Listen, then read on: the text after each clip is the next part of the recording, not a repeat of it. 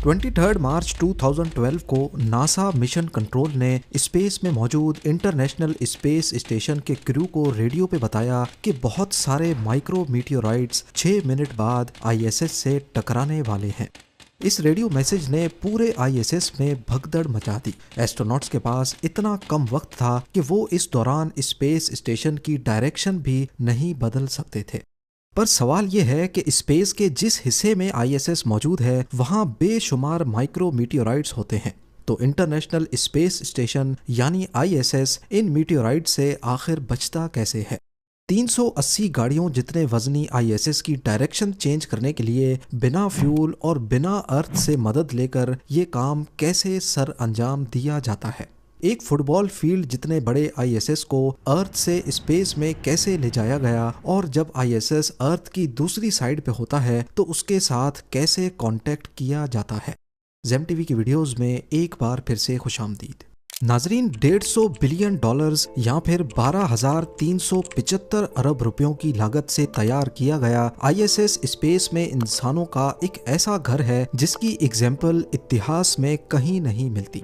इसको बनाने में अभी तक सैकड़ों हाई टेक पार्ट्स लग चुके हैं। इसमें 16 प्रेशराइज्ड मॉड्यूल्स हैं जिनमें रहने और सोने के लिए अलग अलग मॉड्यूल्स, एक ऑब्जर्वेशन डेक के लिए और 6 साइंस लैब्स के लिए भी अलग अलग मॉड्यूल्स शामिल हैं, जो सारे एयर टाइट टनल के जरिए आपस में जुड़े हुए हैं। इनके साथ साथ आईएसएस में कई स्पॉट्स अभी तक खाली पड़े हुए हैं, कुछ एक्स्ट्रा कैप्सूल्स पार्क करने के लिए तो कुछ में आईएसएस की लाइफ बोट्स हमेशा के लिए पार्क्ड हैं, ताकि इमरजेंसी की सूरत में अगर कोई मसला होता है तो ये लाइफ बोट्स एस्ट्रोनॉट्स को सेफली अर्थ तक पहुंचा सकें। इंटरनेशनल स्पेस स्टेशन अब तक का बनाया जाने वाला सबसे बड़ा स्पेस स्टेशन है। एक फुटबॉल फील्ड जितना बड़ा आईएसएस बेशक जमीन से 400 किलोमीटर दूर है, पर फिर भी इसको जमीन से बाइनोकुलर्स की मदद से देखा जा सकता है। या फिर इसकी साइज का अंदाजा अगर रियल लाइफ ऑब्जेक्ट से लगाना हो तो यूं समझ लें कि बुर्ज खलीफा का बॉटम या उसकी बेस जितनी फैली हुई है, इंटरनेशनल स्पेस स्टेशन इससे भी बड़ा है। आईएसएस का टोटल वजन 4,60,000 केजी है। ये इतना ही वजन है जितना 380 गाड़ियों या फिर 25 पैसेंजर बसेस का होता है। पर सवाल ये है कि इतना वजनी और इतना बड़ा आईएसएस स्पेस में गया कैसे। आईएसएस की शुरुआत सिर्फ 2 मॉड्यूल से हुई थी और ये दोनों स्पेस में ही एक दूसरे से कनेक्ट किए गए थे। एक मॉड्यूल अमेरिका ने बनाया था तो दूसरा रशिया ने। 1992 में सोवियत यूनियन के टूटने के बाद अमेरिका और रशिया ने आपस में कोलैबोरेट किया और दोनों सुपर पावर्स ने मिलकर स्पेस में इंटरनेशनल स्पेस स्टेशन बनाने का इरादा किया। पहले रशिया ने जारिया नाम का मॉड्यूल स्पेस में भेजा और उसके बाद अमेरिका ने अपना यूनिटी उसके पीछे रवाना किया। 27,000 किलोमीटर पर आवर की स्पीड से उड़ते हुए यूनिटी ने जारिया का पीछा किया। 20 नवंबर 1998 को सुबह 6:40 पे ये दोनों मॉड्यूल्स जमीन से 400 किलोमीटर ऊपर एक दूसरे से कनेक्ट हुए और यूं जन्म हुआ इंटरनेशनल स्पेस स्टेशन का। तब से लेकर पिछले 26 सालों में पूरी दुनिया के इंजीनियर्स ने मिलजुल कर अपने अपने मॉड्यूल्स बनाए और उनको रॉकेट्स के जरिए स्पेस में भेजकर आईएसएस से कनेक्ट किया। आज इंटरनेशनल स्पेस स्टेशन से यूएस और रशिया के अलावा यूरोपियन और जापानीज मॉड्यूल्स भी जुड़े हुए हैं। ईयर 2000 से लेकर आज तक आईएसएस में 24 सालों से कोई एक भी दिन ऐसा नहीं गुजरा जिसमें ये खाली हुआ हो। हर वक्त इसमें किसी न किसी कंट्री के एस्ट्रोनॉट्स मौजूद होते हैं। आईएसएस के अंदर एस्ट्रोनॉट्स की ज़रूरियात पूरी करने के लिए वो तमाम फैसिलिटीज़ मौजूद हैं जो किसी भी सुपर स्ट्रक्चर में होनी चाहिए, जिनमें ऑक्सीजन सबसे इम्पॉर्टेंट है। एक इंसान खाने के बगैर 3 हफ्तों तक, पानी के बगैर 3 दिनों तक और ऑक्सीजन के बगैर सिर्फ 3 मिनट तक जिंदा रह सकता है। जमीन से 400 किलोमीटर ऊपर जहां ना एटमॉस्फेयर है ना ही सांस लेने के लिए ऑक्सीजन, वहां आईएसएस के लिए सबसे बड़ा चैलेंज एस्ट्रोनॉट्स को फ्रेश ऑक्सीजन प्रोवाइड करके देना है। एक एवरेज इंसान को दिन में 15,000 लीटर या फिर 22 केजी ऑक्सीजन चाहिए। आईएसएस में रहने वाले 9 एस्ट्रोनॉट्स के लिए दिन में करीब 200 केजी ऑक्सीजन की फराहमी वाकई एक बहुत बड़ा चैलेंज है। यहाँ एस्ट्रोनॉट्स के लिए कई दिनों की ऑक्सीजन सप्लाई टैंक्स में मौजूद होती है। ताकि अगर सिस्टम फेल हो जाए तो ऑक्सीजन की सप्लाई अर्थ से रॉकेट्स आने तक इतनी हो कि एस्ट्रोनॉट्स जिंदा रह सकें। आज टेक्नोलॉजी इतनी एडवांस्ड हो चुकी है कि सिर्फ 6 घंटों में अर्थ से आईएसएस तक ऑक्सीजन सप्लाई पहुंचाई जा सकती है, पर सिर्फ उस कंडीशन में अगर रॉकेट लॉन्च कामयाब हो। ये तरीका है तो अच्छा, लेकिन बहुत कॉस्टली है, क्योंकि एक कार्गो रॉकेट का अर्थ से आईएसएस तक जाने में $200 मिलियन का खर्चा आता है, 1650 करोड़ रुपए। खाना और दूसरी सप्लाईज तो कई महीनों में एक मर्तबा भेजी जाती हैं, लेकिन दिन की 200 केजी की ऑक्सीजन डिमांड्स को पूरा करने के लिए बार बार रॉकेट्स का इस्तेमाल काफ़ी मुश्किल है। इसीलिए आईएसएस बगैर अर्थ पर डिपेंडेंसी के अपना ऑक्सीजन खुद ही बनाता है। इसमें एक छोटी मशीन है जो कुछ और नहीं बल्कि पानी को इस्तेमाल करके ऑक्सीजन बनाती है। जब पानी से इलेक्ट्रिसिटी को गुजारा जाता है तो वो 2 हिस्सों में टूट जाता है, हाइड्रोजन और ऑक्सीजन। पॉजिटिव इलेक्ट्रोड पर हाइड्रोजन गैस के बबल्स तो नेगेटिव इलेक्ट्रोड पर ऑक्सीजन गैस के बबल्स जमा हो जाते हैं। अब अगर यही एक्सपेरिमेंट अर्थ पर किया जाए तो ये बबल्स अपने आप पानी से अलग हो जाते हैं, क्योंकि जाहिर है गैस का वजन पानी से कम होता है। पर स्पेस में ग्रेविटी नहीं है, जितना वेट पानी का है उतना ही गैस का, यानी कि ऑलमोस्ट जीरो। तो अब ऑक्सीजन गैस को पानी से अलग करने के लिए इस मशीन को गोल घुमाया जाता है, जिससे सेंट्रीफ्यूगल फोर्स पैदा होती है, जो कि एक आर्टिफिशियल ग्रेविटी के तौर पे काम करती है।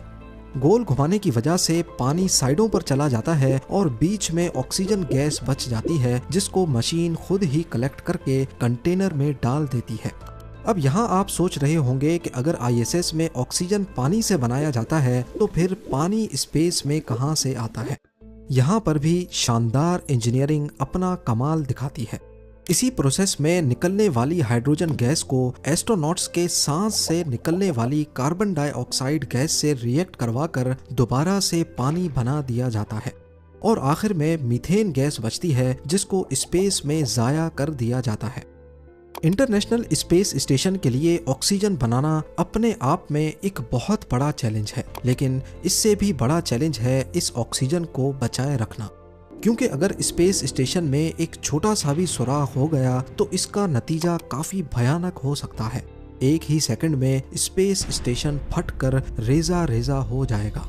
हाल ही में तबाह होने वाली टाइटन सबमर्सिबल की एग्जाम्पल हम सबके सामने है। समंदर में प्रेशर ज्यादा होता है, जबकि टाइटन में कंट्रोल्ड प्रेशर था।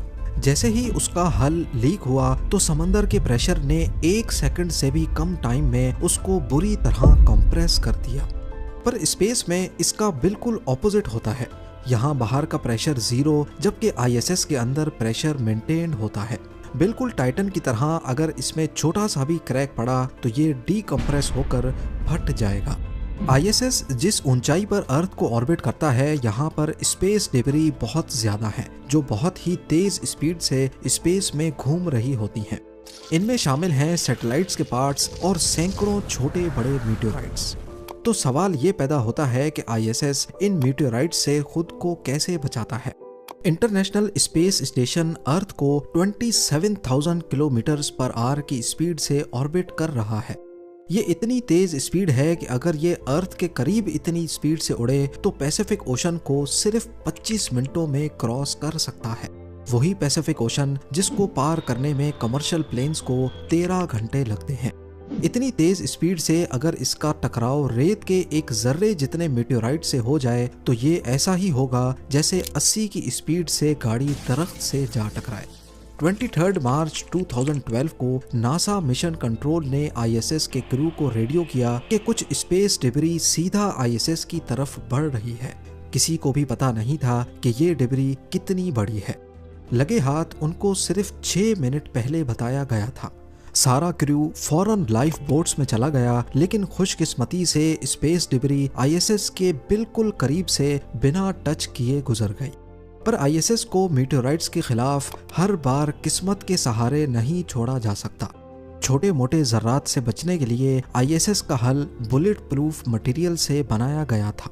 जिस तरह बुलेट प्रूफ वेस्ट में अलग अलग लेयर्स होती हैं, इसी तरह आईएसएस के हल को भी अलग अलग लेयर्स मिलाकर बनाया गया था। सबसे बाहर वाली लेयर एल्युमिनियम की है, उसके बाद एक वुवन मटेरियल की लेयर और उसके भी अंदर दोबारा से एक एल्युमिनियम की लेयर। एक अकेला मेटल इतना मजबूत नहीं होता जितना उसी मेटल को काट कर 2 या 2 से ज्यादा लेयर्स में फैला दिया जाए। आईएसएस पर हर गुजरते वक्त रेत के दाने जितने माइक्रो मीटियोराइट्स हमला कर रहे होते हैं, लेकिन ये इसकी बुलेट प्रूफ लेयर्स ही हैं जो आईएसएस को पिछले 26 सालों से बचाए बैठी हैं। पर अगर कभी कोई बड़ा मीटियोराइट आईएसएस की राह में आ जाए तो फिर क्या होगा? गाड़ी की साइज जितना बड़ा नहीं बल्कि सिर्फ 1 इंच बड़ा। इस केस में इतनी स्पीड से टकराने पर आईएसएस की बुलेट प्रूफिंग भी किसी काम नहीं आएगी। जमीन पर मौजूद मिशन कंट्रोल का क्रू पहले से ही आने वाले मीटियोराइट्स की लोकेशन और पोजीशन का अंदाजा लगाए बैठा होता है। अगर ये नुकसान पहुंचाने जैसा होता है तो फिर इस सूरत में पूरे आईएसएस को ही रास्ते से हटाना पड़ता है। आईएसएस में लगे छोटे छोटे थ्रस्टर्स को इस्तेमाल करके इसकी ट्रेजेक्टरी चेंज की जा सकती है, पर ये थ्रस्टर्स रॉकेट फ्यूल पे चलते हैं और ये फ्यूल आईएसएस के पास बहुत कम होता है, सिर्फ इमरजेंसी पर्पस के लिए।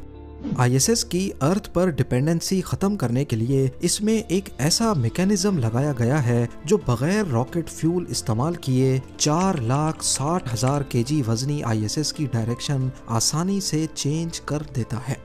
इसके सेंटर में छोटे छोटे बॉक्सेस लगे हैं जिनको कंट्रोल मोमेंट जायरोस्कोप्स या फिर सीएमजीज कहा जाता है।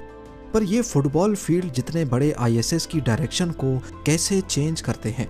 इन बॉक्सेस के अंदर फ्लाई व्हील्स लगे हैं जो कि 6,600 राउंड्स पर मिनट की स्पीड से स्पिन करते हैं। फ्लाई व्हील भारी भरकम गोल पहिए की तरह होते हैं, ठीक ट्रेन के पहियों जैसे। जब इनको तेज स्पीड से स्पिन करवाया जाता है तो इसमें एंगुलर मोमेंटम पैदा होता है। ये मोमेंटम आईएसएस की पूरी बॉडी में ट्रांसफर होता है और ऐसे पूरा आईएसएस एक डायरेक्शन में मूव करने लगता है। अगर फ्लाई व्हील बहुत तेज घूम रहा होगा तो आईएसएस की डायरेक्शन ज्यादा चेंज होगी और जिस डायरेक्शन में घूम रहा होगा आईएसएस भी उसी डायरेक्शन में घूमेगा। अगर ऑपोजिट डायरेक्शन में आईएसएस को घुमाना हो तो फ्लाई व्हील को भी उल्टी डायरेक्शन में स्पिन करवाया जाता है। इन फ्लाई व्हील्स को इलेक्ट्रिसिटी की मदद से घुमाया जाता है जो कि आईएसएस में लगे सोलर पैनल्स जनरेट करते हैं।